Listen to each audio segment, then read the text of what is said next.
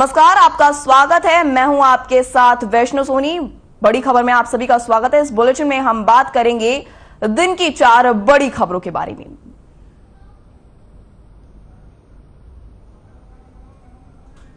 इसी के साथ आपको बता दें, पहली खबर बजट सत्र से जुड़ी है, जहां हरियाणा विधानसभा के बजट सत्र का दूसरा दिन रहा, जहां सदन की कार्यवाही सुबह 11 बजे से प्रश्नकाल के साथ शुरू हुई। दूसरी खबर नूंह से है, जहां गांव खेड़ा खलीलपुर में कहासुनी के बाद हिंदू मुस्लिम पक्ष में विवाद हो गया। तीसरी खबर भिवानी मामले से जुड़ी हुई है, जिसमें आरोपी मोनू मानेसर के समर्थन में महापंचायत की गई। और चौथी खबर रेवाड़ी से है, जहां बेशकीमती जमीन पर भूमाफियाओं की नजर बनी हुई है।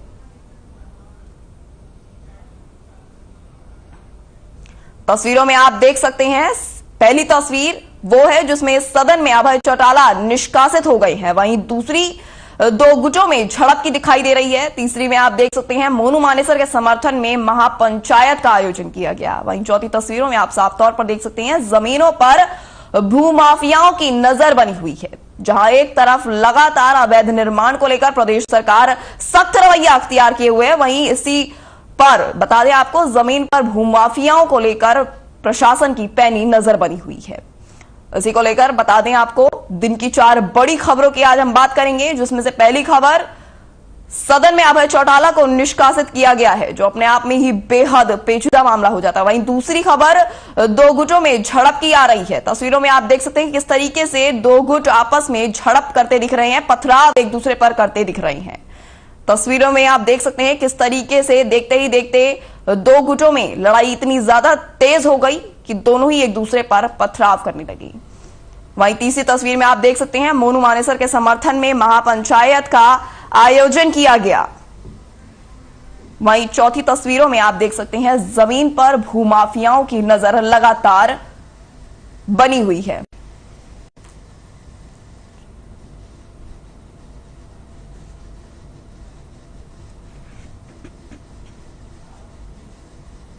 वहीं बात करेंगे पहली बड़ी खबर की। बता दें, आज हरियाणा विधानसभा के बजट सत्र का दूसरा दिन है। विधानसभा में सदन की कार्यवाही सुबह 11 बजे प्रश्नकाल के साथ शुरू हुई। इस दौरान मंत्रियों ने विधायकों के प्रश्नों के उत्तर दिए। वहीं इसी दौरान मुख्यमंत्री मनोहर लाल ने परिवार पहचान पत्र को लेकर कांग्रेस विधायक कुलदीप वत्स की ओर से उठाए गए सवाल का जवाब दिया। वहीं विधानसभा में अभय चौटाला को 2 दिनों के लिए कार्यवाही से निष्कासित कर दिया गया है।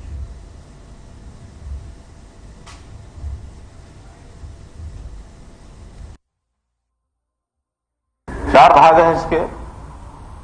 मैं चाहूंगा कि ख भाग की बजाय पहले ख गए और ग, ख गए और घ, इन 3 का उत्तर मैं पहले देता हूं। ख में यह कहा कि यदि कोई एजेंसी इसकी पहचान के लिए बनाई गई है सर्वे के लिए, तो उसके द्वारा सर्वेक्षण कराया गया है, उसमें उन योजनाओं से पात्र योग्य परिवार जो वंचित हो गए हैं, तो मेरा कहना है कि इसमें हमने कोई किसी एजेंसी से कोई काम नहीं कराया है। ये पूरा काम सरकारी तंत्र उसी के माध्यम से हुआ है। इसलिए जब कोई एजेंसी नहीं की गई है, तो उसके बाद जो गए है क्या उक्त एजेंसी द्वारा जमीनी स्तर पर सर्वेक्षण उचित ढंग से किया गया अथवा नहीं, इसलिए एजेंसी का कोई विषय नहीं है। इसी तरह चौथा जो भाग है कि क्या इस संबंध में सरकार ने कोई संज्ञान लिया, यदि हाँ तो उसका ब्यौरा, यानी जब एजेंसी से कराया ही नहीं गया तो इसलिए उसका कोई संज्ञान लेने का अर्थ नहीं। अब जो क भाग है, उसमें आपने कहा है कि बहुत से परिवार पहचान पत्र के जो सर्वेक्षण के कारण से लाखों परिवार BPL ration card, Ayushman card, pension आदि सरकारी योजनाओं से वंचित हो गए। हमारा ये जो कार्यक्रम है, ये हमने बहुत पहले, लगभग 2 साल पहले शुरू किया था, परिवारों की पहचान करना। और मैं सदन को बताना चाहूंगा कि ये हमारा एक यूनिक ऐसा एक प्रयोग है पूरे देश में, बल्कि कई लोग दुनिया के भी जो आते हैं, एम्बेसडर वगैरह आते हैं, उनको जब परिवार पहचान पत्र की बात बताते हैं तो वो भी रुचि लेकर के हमसे समझना चाहते हैं। अभी तक सारे देश दुनिया में एक व्यक्ति, एक सिटीजन, उसकी पहचान आधार के नाते से तो बनाई गई है, प्रचलित है, वो हमारे यहां भी है, अमेरिका में भी है, सब जगह है। लेकिन हर समाज में परिवार एक इकाई है, तो इसको पहचान करके उसको चिन्हित किया जाए, उसकी एक आइडेंटिटी बनाई जाए। पहले हमने HRDB बनाया था, हरियाणा रेजिडेंट डाटाबेस, लेकिन किन्हीं कारणों से उसको वहां छोड़ करके, क्योंकि उसके साथ आधार जुड़ा था, बाद में पाया गया कि आधार को हम किसी से जबरदस्ती नहीं पूछ सकते, हमारे पास जिन सेवाओं में आधार है उसका उपयोग करेंगे, लेकिन कोई न बताना चाहे न बताए। अब उसको छोड़कर के फिर हमने परिवार पहचान पत्र बनाया और इस परिवार पहचान पत्र के आधार पर आज 72 लाख परिवारों का डाटा हमारे पास है, जिसमें 2,87,00,000 सिटीजन ये उसमें है। ये ठीक है, उसमें भी अभी लगभग 2.5-3% अभी ऐसा है कि जिन्होंने सेल्फ डिक्लेयर करके हमको डाटा दिया है, लेकिन अभी उसकी साइंड परफॉर्मा जो हम करवाते हैं उससे सहमत है, उसमें अभी 3% के लोग लगभग बाकी हैं।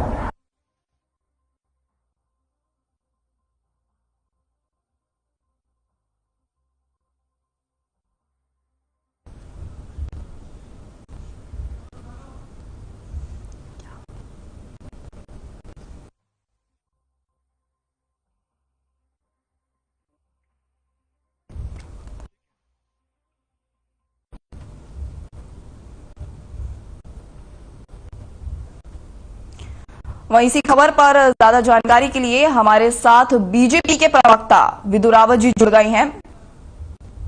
तो विदु रावत जी, ये बताइए कि आज सदन के दूसरे दिन क्या कुछ चर्चाएं हुई? सुन पा रहे हैं आप मुझे? जी, मैं आपको सुन पा रही हूँ। क्या मेरी आवाज आ रही है? जी जी, बिल्कुल आ रही है सर।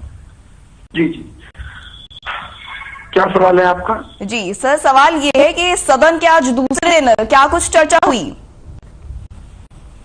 देखिए, विपक्ष अपने उन्हीं विषयों को लेकर प्रयास कर रहा है अपनी बातचीत रखने का, जबकि सत्ता पक्ष भारतीय जनता पार्टी के नेतृत्व में जो सरकार चल रही है, जनता पार्टी और भाजपा की गठबंधन की सरकार जो है, वो जनता के विषयों को जिस प्रकार से हम आगे लेकर गए हैं, जनहित के हमने कार्य किए हैं, गरीब कल्याण की बात की है, किसान उत्थान की बात की है, हमने काम किए हैं और बहुत सारे अद्वितीय कार्य, जिसमें हरियाणा को जो है आज एक के बाद एक सूचांक में प्रथम और द्वितीय पंक्ति में लाकर खड़ा कर दिया है। उन सारे विषयों को लेकर जो है निरंतर चर्चा रहती है। आज राज्यपाल जी के अभिभाषण पर चर्चा का था, उनके धन्यवाद ज्ञापन का आज विषय था और उसी के अंदर जो है चर्चा हुई। जी सर, अभय चौटाला को निष्कासित करने के पीछे क्या कारण था? देखिए, ये तो स्पीकर साहब जो हैं, विधानसभा के अध्यक्ष हैं, उन्होंने ही ये निर्णय लिया है। लेकिन जिस प्रकार से जो आचरण रहा है, डिसरप्टिव आचरण रहा है, ये बहुत आदर्श नहीं है, ये बहुत अच्छे मानक सेट नहीं करता है। जनता जब देखती है सदन की कार्रवाई को तो उम्मीद करती है कि कुछ ना कुछ फ्रूटफुल निकलेगा। केवल अपनी राजनीतिक इच्छाएं पूरी करने के लिए, अपनी राजनीतिक सिद्धियों के लिए अगर सदन का महत्वपूर्ण समय जो है इस प्रकार से खराब किया जाएगा और इस प्रकार का आचरण अगर दिखाया जाएगा, तो मुझे लगता है कि सदन के जो अध्यक्ष हैं उनको इस प्रकार के कठोर निर्णय आगे भी लेने पड़ेंगे। जी, वहीं इसी खबर पर हमारे साथ कांग्रेस के प्रवक्ता रविंद्र गुल भी जुड़ चुके हैं। रविंद्र गुल जी, क्या कहेंगे? सदन में आज दूसरा दिन था। हाँ जी, बिल्कुल। विशेष कोई प्रश्न बताइए। रविंद्र गुल जी, क्या आप मेरी बात सुन पा रहे हैं? हाँ, बिल्कुल सुन पा रहा हूँ मैं। जी बताइए। हेलो जी, हाँ जी, बताइए। रविंद्र गुल जी, सवाल ये है कि सदन के दूसरे दिन आज अभय चौटाला को स्थगित कर दिया, वहां से निष्कासित कर दिया गया है, क्या कहेंगे इस पे? देखिए, अभय सिंह जी ने जो टिप्पणी की उसके ऊपर तो टिप्पणी की ऑथेंटिसिटी या वेरासिटी के ऊपर तो मैं बात करूंगा नहीं, लेकिन एक विधायक को केवल उनकी बात रखने पर निष्कासित करना, मैं पूरे हमारी पार्टी के खिलाफ है, उनको बोलने का मौका देना चाहिए। इसलिए तो सेशन है। यदि आपको उनकी किसी बात से तकलीफ होती है तो आप उस दिमाग को एक्सपेंड कर सकते हैं, आप उनको बोलने से नहीं रोक सकते। ये बिल्कुल गलत और नाजायज तरीका मेरे हिसाब से, इसमें कोई दोहराई नहीं है। बाकी इनका मिला जुला सा सिस्टम जो भी था, जैसे कि हुड्डा साहब ने आज सदन के अंदर स्टेटमेंट भी दिया कि भाई ये तो एक कॉमन मिला जुला सा गेम खेल रहे हैं, उस गेम के अंदर कहाँ क्या होता है कहाँ नहीं, उसके ऊपर टिप्पणी मैं नहीं करूंगा। मैं इस चीज के ऊपर टिप्पणी करूंगा कि निष्कासन गलत है। आप दोनों का भी बहुत बहुत धन्यवाद। बढ़ते हैं आगे की खबरों की ओर। आपको बता दें, नूह के गांव खेड़ा खलीलपुर में कहासुनी के बाद हिंदू मुस्लिम पक्ष में विवाद हो गया। यह विवाद देखते ही देखते इतना ज्यादा बढ़ गया कि दोनों पक्षों में जमकर लाठी डंडे चलने के साथ ही पथराव और फायरिंग तक होने लग गई। इस घटना में 16 लोगों के घायल होने की सूचना है, जिन्हें अस्पताल में फिलहाल भर्ती कराया गया है। वहीं सूचना मिलते ही नू पुलिस मौके पर पहुंची और पूरे क्षेत्र को छावनी में तब्दील कर दिया। आपको बता दें, गांव में हुए झगड़े के दौरान एएसपी उषा कुंडू सहित भारी पुलिस बल मौके पर पहुंचा और किसी तरह झगड़े पर काबू पाते हुए मामले को शांत करवा दिया गया। इसी के साथ आपको बता दें, फिलहाल गांव में हुए झगड़े के चलते तनाव की स्थिति बनी हुई है। आपको बता दें, दोनों पक्षों में जमकर लाठी डंडे चले हैं। इसी के साथ पुलिस ने मामले को फिलहाल किसी तरह शांत करा दिया गया है।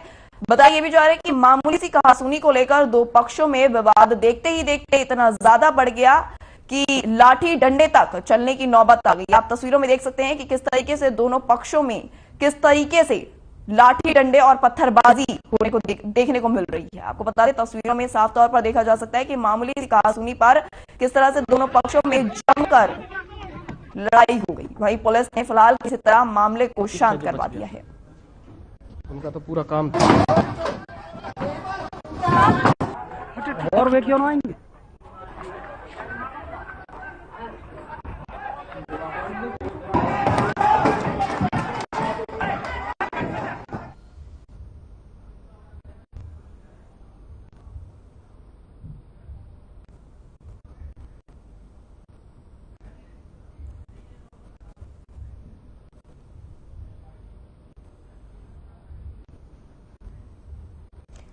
वहीं अगली खबर भिवानी से। बता दें, भिवानी में मिले 2 शव के मामले में आरोपी मोनू मानेसर के समर्थन में महापंचायत की गई। इस दौरान सैकड़ों लोग मौजूद रहे।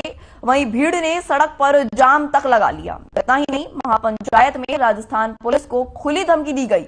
आपको बता दें कि हरियाणा के भिवानी के लोहारू में 16 फरवरी यानी कि गुरुवार को जली हुई एक कार में 2 कंकाल मिले थे। मृतकों की पहचान नासिर और जुनैद के तौर पर हुई है। वहीं दोनों राजस्थान के भरतपुर के रहने वाले थे। इसी के साथ मृतकों के परिजनों ने बुधवार को नासिर और जुनैद के अगवा होने की शिकायत भी दर्ज कराई थी। मृतकों के परिजनों ने अपनी शिकायतों में साफ तौर पर यह भी कहा था कि बजरंग दल के कार्यकर्ताओं ने दोनों का भरतपुर से अपहरण किया। इस मामले में पुलिस ने बजरंग दल और गौरक्षा दल के मोनू मानेसर समेत 5 लोगों पर मामला दर्ज किया था। आपको बता दें, कार में कंकाल मिलने का ये पूरा मामला सामने आया था। वहीं मोनू मानेसर के समर्थन में महापंचायत तक का आयोजन किया गया है। इसी के साथ आपको बता दें, महापंचायत में खुली धमकी तक मिली है। खबर भिवानी से है, जहां पर कार में कंकाल मिलने का ये पूरा मामला सामने आया है। वहीं मोनू मानेसर के समर्थन में महापंचायत का आयोजन भी किया गया। तस्वीरों में आप देख सकते हैं किस तरह से एक जली हुई कार में 2 कंकाल मिली है, जिसको लेकर महापंचायत भी हुई। आपको बता दें, कंकाल मिलने से गांव में भी जहां हड़कंप मचा हुआ है, वहीं इसको लेकर मोनू मानेसर के समर्थन में महापंचायत का आयोजन तक किया गया। इसी के साथ महापंचायत में खुली धमकी तक दी गई। तस्वीरों में आप देख सकते हैं कि किस तरीके से एक जली हुई कार है जिसमें 2 कंकाल मिली है। वहीं इस पूरी घटनाक्रम को देखते हुए मोनू मानेसर के समर्थन में महापंचायत का आयोजन भी किया गया, जिसमें कहा यह भी जा रहा है कि महापंचायत में खुली धमकी तक दी गई। बता दें, पूरा मामला भिवानी का है।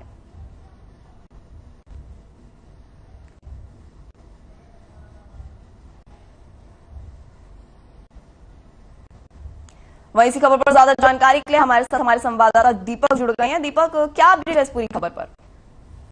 बिल्कुल, आपको बता दूं कि कुछ दिन पहले भिवानी जिले के लोहारू के अंदर एक गाड़ी के अंदर 2 नरकंकाल मिले थे। हालांकि पुलिस ने मुकदमा दर्ज कर लिया था और मामले की छानबीन शुरू कर दी थी। आपको बता दूं कि ये राजस्थान से जुड़ा हुआ मामला था, क्योंकि राजस्थान से 2 युवकों को इस प्रकार से आरोप लगाए गए थे कि अपहरण करके यहाँ लाया गया था और उन्हें जला दिया गया था। आज इस बात को लेकर के जिला मानेसर की जो मोनू मानेसर के परिवार और उन्हें 2 दशक जो है आज पुलिस से मिले हैं। एक महापंचायत जो है वो उनसे मिली है।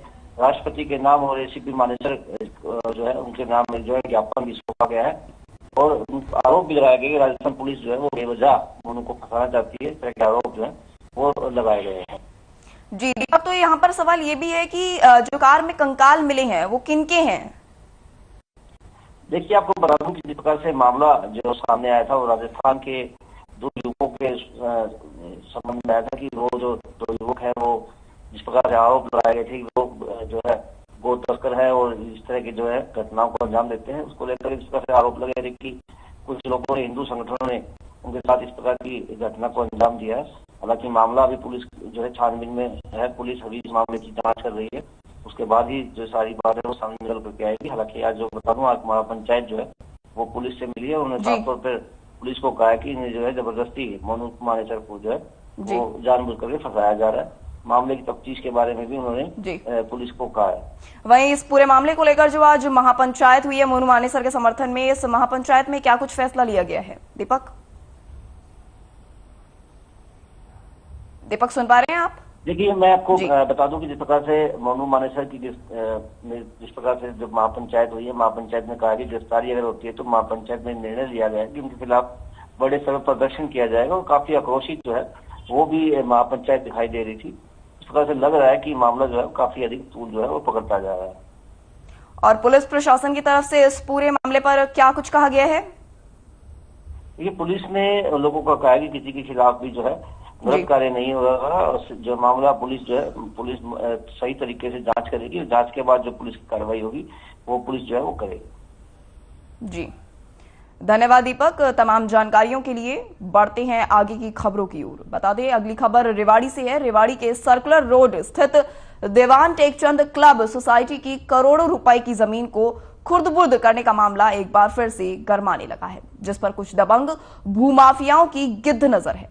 यहां हो रहे अवैध निर्माण कार्य कुछ समय पूर्व कोर्ट के आदेश पर रुकवा दिए गए थे, लेकिन 2 दिन सरकारी छुट्टी होने का भूमाफियाओं ने लाभ उठाया और एक ही दिन में वहां लंबी दीवार बनाकर निर्माण कार्य फिर से शुरू कर दिया। वहीं एक जागरूक सामाजिक कार्यकर्ता ने इसकी शिकायत एसडीएम से की, जिस पर संज्ञान लेते हुए इसका निर्माण उसी वक्त रुकवा दिया गया। इसी के साथ आपको बता दें, जिला उपायुक्त अशोक गर्ग ने प्रशासनिक अमले के साथ मौके का मुआयना किया और कहा कि जमीन के मालिकाना हक के सभी दस्तावेजों की जांच पूर्ण रूप से की जाएगी, जिसके बाद दोषियों पर नियमानुसार कार्रवाई होगी।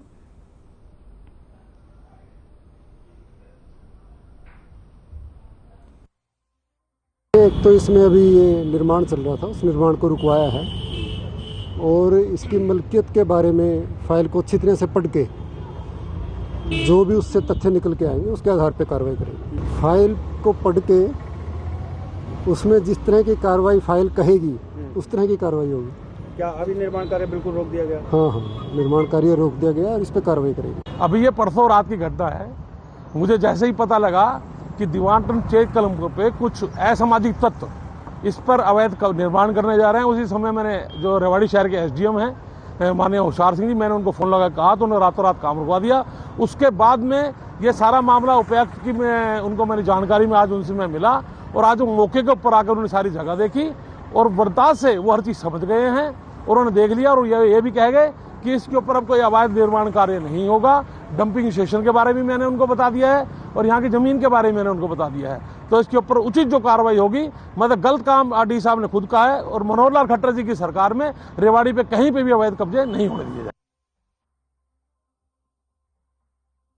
एक तरफ प्रदेश में भूमाफियाओं पर लगातार प्रशासन नकेल कसता नजर आ रहा है। अवैध निर्माण को लेकर भी पुलिस प्रशासन काफी सख्त रवैया तैयार किए हुए है। वहीं लगातार बेशकीमती जमीन पर भूमाफियाओं की नजर बनी हुई है। भूमाफियाओं ने अवैध निर्माण कार्य तक शुरू कर दिया है। इसी के साथ आपको बता दें, प्रशासनिक अधिकारियों ने हालांकि उसको मौके पर ही अभी फिलहाल बंद करा दिया गया है, लेकिन बेशकीमती जमीन पर भूमाफियाओं की पैनी नजर बनी हुई है। आपको बता दें, भूमाफियाओं ने अवैध निर्माण कार्य शुरू कर दिए हैं, हालांकि पुलिस प्रशासन ने इसे मौके पर ही रोक दिया है।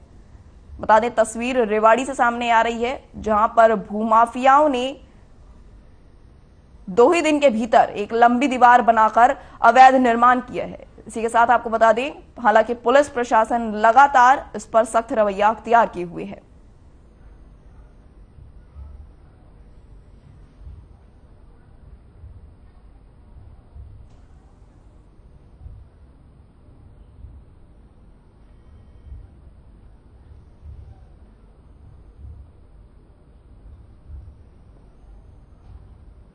आपको बता दें, भूमाफियाओं ने अवैध निर्माण शुरू कर दिया है। इसी के साथ पुलिस प्रशासन हालांकि लगातार इस तरह से भूमाफियाओं पर नकेल कसने पर जुटा हुआ है, नकेल कसी जा रही है, लेकिन उसके बावजूद भूमाफिया है कि लगातार मनमाने तरीके से अवैध निर्माण करने को आतुर हो रखे हैं। वहीं बता दें, प्रशासनिक अधिकारियों ने हालांकि अभी 2 ही दिन पहले भूमाफियाओं ने एक खाली जमीन पर दीवार खड़ी कर दी 2 ही दिन के अंदर। हालांकि उस दीवार के बाद पुलिस प्रशासन हरकत में आ गया और मौके पर ही पहुंचकर उनकी उस दीवार को ध्वस्त कर दिया गया है। पुलिस प्रशासन लगातार इस पर सख्त रवैया अख्तियार किए हुए है, लेकिन बेशकीमती जमीन पर भूमाफियाओं की पैनी नजर बनी हुई है। आपको बता दें, भूमाफियाओं ने अवैध निर्माण शुरू कर दिया है, जिससे आसपास के लोगों को काफी समस्याओं का सामना करना पड़ रहा है। हालांकि पुलिस प्रशासन लगातार इस समस्या के समाधान में जुटा हुआ है।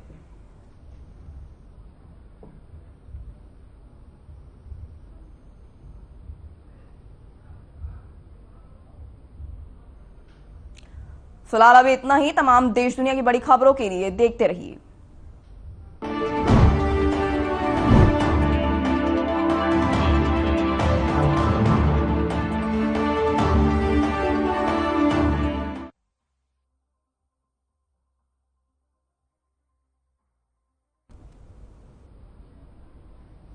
बता दें, खबर उत्तर प्रदेश के प्रयागराज से है। प्रयागराज में श्री शक्ति पुत्र जी महाराज के सानिध्य में विशाल पदयात्रा निकाली गई। पदयात्रा का आयोजन भगवती मानव कल्याण संगठन द्वारा 126वें शक्ति चेतना जन जागरण शिविर के पहले किया गया। इस यात्रा का मुख्य उद्देश्य लोगों को नशा मुक्त जीवन जीने की प्रेरणा देना है।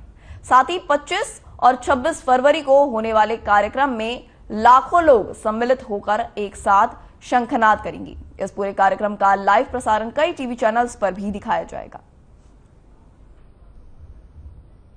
आपको बता दें, विशाल पदयात्रा का आयोजन किया जा रहा है, जिसका लाइव प्रसारण कई टीवी चैनल्स पर किया जाएगा। इस पूरे पदयात्रा में आपको बता दें, श्री शक्तिपुर जी के सानिध्य में ये पूरी पदयात्रा निकाली जाएगी, जिसका लाइव प्रसारण विभिन्न टीवी चैनल्स के माध्यम से लोगों तक दिखाया जाएगा। आपको बता दें, श्री शक्ति पुत्र जी के सानिध्य में ये यात्रा निकाली जाएगी।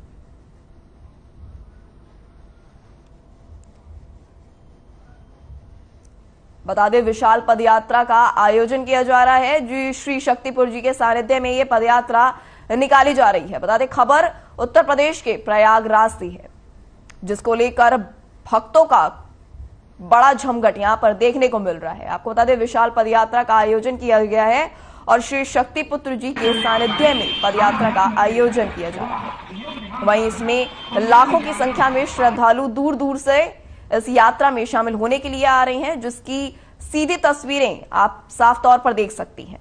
वहीं इस पूरी विशाल पदयात्रा का जो भी प्रसारण है वो विभिन्न टीवी चैनल्स पर किया जाएगा। बता दें, खबर प्रयागराज से है, जहां पर विशाल पदयात्रा के आयोजन को लेकर लोगों की भारी भीड़ देखने को मिल रही है। तस्वीरों में आप देख सकते हैं कि बड़ी संख्या में श्रद्धालु इस पदयात्रा में शामिल होने के लिए आ रहे हैं।